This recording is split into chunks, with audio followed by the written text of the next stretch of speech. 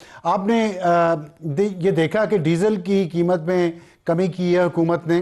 तो एक तो मैं इस पे आपसे बात करना चाहता हूँ, और दूसरा चीनी के बारे में आपने काफ़ी कुछ ट्विटर पे लिखा है और लोग उस पर मज़ीद जानना चाह रहे हैं, और नए सूबों पे आपकी हुकूमत की पॉलिसी क्या है। तो डीजल का पहले मुझे बता दें कि एक प्लेट्स फॉर्मूला था जिस पे हुकूमत एक महीने के लिए आई। 18 जुलाई को वो इम्प्लीमेंट हुआ और 19 अगस्त को उन्होंने दोबारा बदला और दुबई क्रूड पे चले गए। उससे पहले भी दुबई क्रूड पे था। ये फॉर्मूला बदलने से घर बैठे बैठे जो 30-32 अरब रुपया लोगों की जेब से निकल गया और कीमत कम कर दी गई, तो ये काम किया क्यों? पहले कीमत बढ़ाई क्यों फॉर्मूला बदल के? इसकी क्या क्या मंतक हो सकती है? मैं जानना चाहता हूं कि क्या ये जो बातें की जा रही है कि सिर्फ कंपनीज को फायदा पहुंचाने के लिए किया गया है या नाअहली है? क्योंकि अगर अब फॉर्मूले के तहत जिस पे बेचा जा रहा है डीजल, पहले क्यों इस पे बदला क्यों इसको? जी शुक्रिया। देखिए अफसार भाई, ये जो फार्मूला था ना प्लेट्स का फार्मूला 2019 से या 2020 से पीटीआई के जमाने से था, और ये फार्मूले में कोई कोई सुकुम नहीं था, कोई गलती नहीं थी। एक जो दुबई का क्रूड था, WTI हो गया, वेस्ट टेक्सास इंटरनेशनल ब्रांड, ये सब साथ साथ मूव होते थे, $2-3 के फर्क से घूमते थे। और एक जो ये क्रूड्स होती थी, और फिर जो पाकिस्तान में जो हुकूमत पेट्रोल की कीमत सेट करती थी, वो प्लेट्स की रिफाइंड पेट्रोलियम से करती थी, यानी कि डीजल और पेट्रोल की कीमत से करती थी। अब जब जंग शुरू हुई तो मार्च के महीने के अंदर जो जिसको कहते हैं crack spread, the difference between refined diesel और पेट्रोल की प्राइस और ऑयल की प्राइस में बहुत फर्क हो गया। $100 का फर्क हो गया, $80 का फर्क हो गया रिफाइंड पेट्रोल और डीजल की कीमत में, रिफाइंड डीजल की कीमत में और क्रूड ऑयल की कीमत में। तो मैं और काफी और से लोग कह रहे थे कि यार ये तुम लोग क्या कर रहे हो, मतलब तुम फार्मूला चेंज करो। 70% पाकिस्तान का जो डीजल है वो पाकिस्तान में बनता है, हम सिर्फ 30% इम्पोर्ट करते हैं। अब हम 30% इम्पोर्ट कर रहे हैं, वो महंगा इम्पोर्ट है, उसके लिए हम पूरे पाकिस्तान के रिफाइनरियों को क्यों प्रॉफिट दे रहे हैं? एक महीने तक पेट्रोलियम वजारत जो है वो मुझसे बहस करती रही, आप जैसे शोज के अंदर मैं जाके ये सदा करता रहा। एक महीने बाद इनको ख्याल आया कि भाई ये फार्मूला चेंज कर दो, और इन्होंने फार्मूला मनवा लिया रिफाइनरी से कि यार तुम जो बना रहे हो तुमको नुकसान नहीं होगा, तुमको दुबई क्रूड के जो भी ब्रांड का इंडेक्स पे लेके देंगे, और प्लस जो तुम्हारी रिफाइनिंग का खर्चा आता है वो तुमको दे देंगे। तो उसके बाद 75 अरब रुपए का उस महीने में नफा हो गया। अगर ये पहले मेरी बात मान लेते तो नहीं होता, और 75 अरब रुपए का नफा हुआ। और फिर प्राइम मिनिस्टर साहब ने इंक्वायरी भी बैठाने की बात 75,000 रुपए या 75,000 अरब रुपए? 75 75 अरब रुपया एक महीने में, 75 अरब रुपया, 7,500, ठीक, 7,500 करोड़ रुपए, ठीक। अच्छा, उसके बाद फिर अब मुझे ये नहीं पता थी कि इन्होंने सिर्फ एक महीने के लिए कुछ अरसे के लिए डील करी थी रिफाइनरी से। तो जैसे ही डील खत्म हुई रिफाइनरी ने फिर कीमत बढ़ा दी, आपने कीमत पास ऑन कर दी।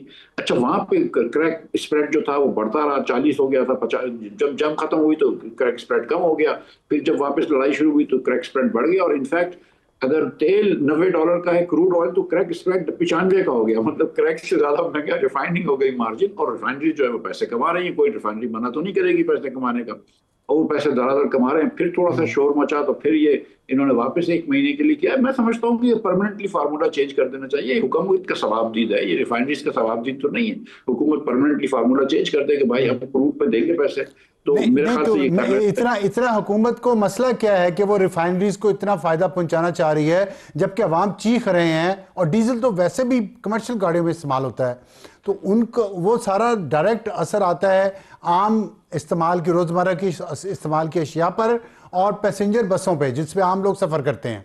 तो क्या ये हुकूमत गरीब को बिल्कुल मार देना चाह रही है? क्यों क्यों क्यों नहीं कर रहे मुश्किल तौर पे तब्दील इस फॉर्मूले को? सर ये सवाल तो हुकूमत से पूछ सकते हैं। मैं आपसे गुजारिश करता हूं कि जो ये आपका ख्याल क्या है? आप भी हुकूमत में रह चुके हैं, आपकी तौर पर भी फ्लैट्स ही चलता रहा, रिफाइनरीज को इतना फायदा क्यों पहुंचाया जाना जरूरी है? सर जब ये क्रैक स्प्रेड बढ़ गया तो फॉरेन फार्मूला चेंज परमानेंटली कर देना चाहिए था, और फिर अगर हालात नॉर्मल होते तो ठीक है, देख लेंगे। गुजारिश मेरी इतनी सी है कि सर ये जो मेज पे बैठे होते हैं लोग जो कि फैसला फरमाते हैं, उसमें से कितने लोग जो हैं वो रिफाइनरियों के बोर्ड पे बैठे हुए हैं ये देख लीजिए, और कितने लोग जो है वो बसों में सफर करते हैं ये देख लीजिए। तो मुझे लगता है कि ज्यादा लोग जो है वो रिफाइनरी के डायरेक्टर्स होते हैं, और कम लोग ऐसे होते हैं जो बसों में सफर करते हैं, या जो जिनको टमाटर या प्याज की कीमत फर्क पड़ जाता है क्योंकि ट्रांसपोर्ट की कॉस्ट फर्क पड़ जाती है। जाती है, तो वो अर्जेंसी नहीं होती जो एक आम आदमी को, एक मिडिल क्लास पाकिस्तानी को जो 50,000 रुपए 90,000 अर्जेंसी रुपए ना कमाता हो, है। मिफ्ता साहब, अर्जेंसी ना हो, लेकिन एक पॉलिसी बनाने वाले को आंखें कान बंद, तमाम हिस्सियात बंद, बेहिस होते हैं वो, उन्हें पता नहीं चलता। अगर वो सफ़र नहीं भी करते बस में तो उन्हें पता नहीं चलता कि हम डीजल पे इतना, जो लोगों की जेबों में से हाथ डाल के निकाल रहे हैं पैसा, जेब कुतरी तो मैं ऐसे नहीं कहना चाहता, लेकिन है तो जेब कुतरी ना, तो कि ये हम निकाल रहे हैं तो इसका डायरेक्ट इफेक्ट होगा गरीब आदमी पे। तो देखिए मैं, इतने सर ये तो वो देखिए हकीकत से दूर होते हैं। सर, एक मरतबा जब फार्मूला चेंज किया और आप जब आ गए जिसको दुबई क्रूड कह रहे हैं आप, या क्रूड के ऊपर जो रिफाइनरीज को कॉस्ट है, उसके बाद वापस करने की कोई जरूरत नहीं थी। उसके बाद वापस आपको दुबई क्रूड से हटके फ्लैट्स में जाने की जरूरत नहीं थी। वो चले गए, वो गलती थी। जाहिर है रिफाइनरीज की लॉबिंग होगी, प्रेशर होगा, मुझे नहीं पता, मैं किसी के ऊपर वो कुछ नहीं करता हूँ, लेकिन मैं तो कम ये से कम लॉबिंग, अगर आपने कहा, आपने वर्ड यूज किया लॉबिंग और प्रेशर रिफाइनरीज का, तो लॉबिंग और प्रेशर रिफाइनरीज का डिसीजन मेकर्स पे, पॉलिसी मेकर्स पे बगैर किसी मफाद के होता है, म्यूचुअल मफाद के, या मतलब क्या है ये?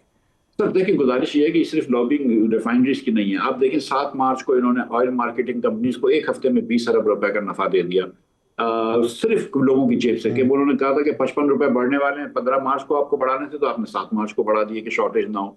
आपने अभी इस क्राइसिस के दौरान 1.5 रुपया मार्जिन पेट्रोल पंपों का बढ़ा दिया और 1.5 रुपया मार्जिन ऑयल मार्केटिंग कंपनीज का और बढ़ा दिया।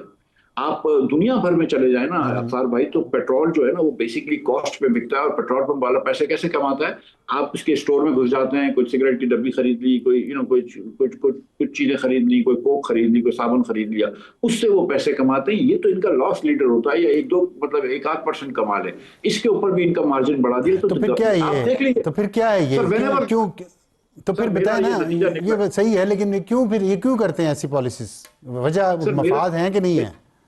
सर मैं देखिए, मेरा मेरा ये पता नहीं मुझे कि क्या मफाद है या नहीं, लेकिन मेरी गुजारिश ये है कि जब भी हमने देखा है कि कंपनी और आम लोगों के दरमियान मुकाबला होता है, तो ये वाली हुकूमत जो है वो कंपनियों के साथ खड़ी होती है, चाहे वो चीनी की कंपनी हो, चाहे वो ऑयल मार्केटिंग कंपनी हो, चाहे वो ऑयल रिफाइनिंग कंपनी क्या हो, वजह है इसकी? आपने चीनी की भी बात की है, चीनी पे भी आपने लिखा है कि एक्सपोर्ट कर दी पहले, फिर इंपोर्ट कर ली, तो वहां भी चीनी इंपोर्ट और एक्सपोर्ट करने वाले और चीनी बनाने वालों के साथ हैं, आम आवाम का कोई फिक्र नहीं है। ये क्या है? मतलब मुझे सिर्फ मैं आप इस हुकूमत में रहे हैं, हुकूमत चलाई हुई है आपने, मुझे बताएं क्या बगैर मफाद के इतना इतना अंधापन हो सकता है?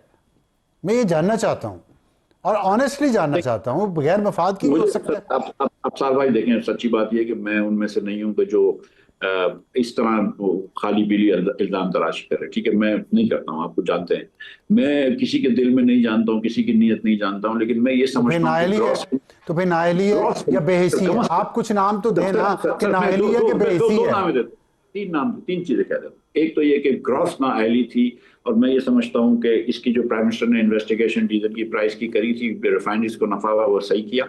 मैं समझता हूं जो 7 मार्च को इन्होंने कीमत बढ़ाई थी एक हफ्ते के लिए 55 रुपए पेट्रोल की और 75 रुपए डीजल की, उसके ऊपर इंक्वायरी होनी चाहिए कि वो क्यों फैसला किया गया था। पूछे तो सही, पता तो चले कि भाई आपकी क्या मंतिक थी, आपने क्यों फैसला किया। क्योंकि कंपनियों से आपने वादा किया हुआ था, कंपनी से आपकी डील ये थी कि पहली से 15 तक रहेगा, आपने ओवरनाइट 7 तारीख को बदल दी प्राइस, तो ये गलती थी और ये ज्यादती थी, तो ये क्यों की गई। और फिर तीसरा ये कि फिर इसकी एक मतलब अब बेइसी तो थोड़ी सी है ना, कि यहाँ पे आप पेट्रोल डीजल महंगा हो जाता है, फिर आपको बाद में याद आता है जब हम जैसे आम लोग जैसे ट्वीट करते हैं अपोजिशन वाले, जिनके पास वो वसाइल नहीं होते जो हुकूमत के पास होते हैं, और जिनके पास वो इन्फॉर्मेशन नहीं होती, हम जैसे जब लोग अखबारों से पढ़ के ट्वीट करते हैं, तो इनको पहले नहीं सोचना चाहिए। अच्छा, चीनी वाला जो स्कैंडल है, इस पे आपके ख्याल में नाअहली है इस पे भी, या ये भी बेहिसी है, या ग्रॉस नाअहली जो आपने लफ्ज, ग्रॉस नाअहली? सर पहली पहली पहली एक्सपोर्ट मुफादात जो का लफ्ज की, तो आप इस्तेमाल नहीं करना चाहते ना? सर देखिए, पहली एक्सपोर्ट जो की, उस पर मैं आपको सिर्फ बता देता हूँ क्या है। पहला, मुसद्दक मलिक साहब एक कमेटी के चेयरमैन होते थे, उन्होंने 2 लाख टन की एक्सपोर्ट की इजाजत भी दी, जिसको sugar price monitoring and export committee थी। उसके बाद उन्होंने मजीद इजाजत नहीं दी, जिस वजह से भी फिर मुसद्दक मलिक साहब को कमेटी से हटा दिया गया, कोई और साहब बैठ गए और उन्होंने 6 लाख टन की इजाजत दे दी। हमने टोटल 7,80,000 टन चीनी एक्सपोर्ट कर दी, और ये कहते रहे कि हमने चीनी वालों को कहा है कि प्राइस नहीं बढ़ेगी। ये बच्चों वाली बेवकूफ़ों वाली बात है कि आप ये कर भी रहे हैं, भाई अगर चीनी 6 lakh ton, 7 lakh ton, 8 lakh ton उठ के निकल जाएगी तो प्राइस तो बढ़ेगी। तो प्राइस बढ़ गई, 50 रुपए पर किलो प्राइस बढ़ी, हर पाकिस्तानी को 300-400 रुपए नुकसान हुआ। लेकिन जो 20-25 घर हैं जिनकी चीनी की मिलें हैं, उनको महीने का 25 अरब रुपए का फायदा हुआ। अब जब कीमत 220 रुपए से तजावुज कर गई, ये डर गए, तो इन्होंने क्या किया कि इन्होंने फिर 3 लाख टन इंपोर्ट की। उसके अंदर भी एक बहुत सिग्निफिकेंट गलती की, और मेरे ख्याल से वो भी उसके ऊपर भी पूछना चाहिए कि क्यों ऐसी गलती की। उन्होंने कहा हम टीसीपी से इंपोर्ट करवाएंगे। भाई प्राइवेट सेक्टर को इंपोर्ट करने तो तुमको टीसीपी से क्या। टीसीपी ने उस वक्त $40 कम का टेंडर रिजेक्ट किया, बोलते हैं वो दाने छोटे बड़े थे, लेकिन दाने छोटे बड़े फिर भी आए इनके पास, और इन्होंने मार्केट से महंगी चीनी ली। जी सॉरी। अब मतलब अब मुझे सिर्फ मुख्तसरन बता दें कि प्रोग्राम ख़त्म करना है, वक्त ख़त्म हो रहा है हमारे पास, कि ये नाअहली है, ये भी ग्रॉस नाअहली है, मफादात हैं, ये बेहिसी है, क्योंकि आप बगैर सबूत के इल्ज़ाम नहीं लगाना ये मैं सर पाकिस्तान के अवाम के ऊपर छोड़ता हूँ या आपके ऊपर छोड़ता हूँ कि आप ये फैसला फरमा लीजिए। मैंने आपको हकाइक बता दिए कि पहले चीनी एक्सपोर्ट कर दी, मैं भी तो आप जितना सियाना तो अब हो ही गया हूँ कि मेरे ऊपर ना छोड़ें। आप सियासतदान हैं, आपने पार्टी बनाई हुई है, आप एक स्टैंड लें, एक पोजीशन लें, आप बताएं कौम को कि क्या है ये। सर 6 लाख टन अगर इंपोर्ट नहीं करते, एक्सपोर्ट नहीं करते उस वक्त, और 3 लाख टन एक्सपोर्ट करते, तो ना इंपोर्ट करने की जरूरत पड़ती और ना चीनी की कीमत बढ़ती। जाहिर है कि चीनी के मिल मालकान को फायदा पहुंचाया है इन्होंने, इसमें क्या बहस है। उसके बाद चीनी एक्सपोर्ट आपसे ठीक है, मैं आपसे नए सूबों पर भी बात करना चाहता था कि इन तमाम मसाइल का हल क्या नए सूबे हैं, लेकिन वक्त हमारे पास ख़त्म हो गया। इंशाल्लाह फिर करेंगे। बहुत शुक्रिया मिफ्ता इस्माइल साहब हमसे बात करने का।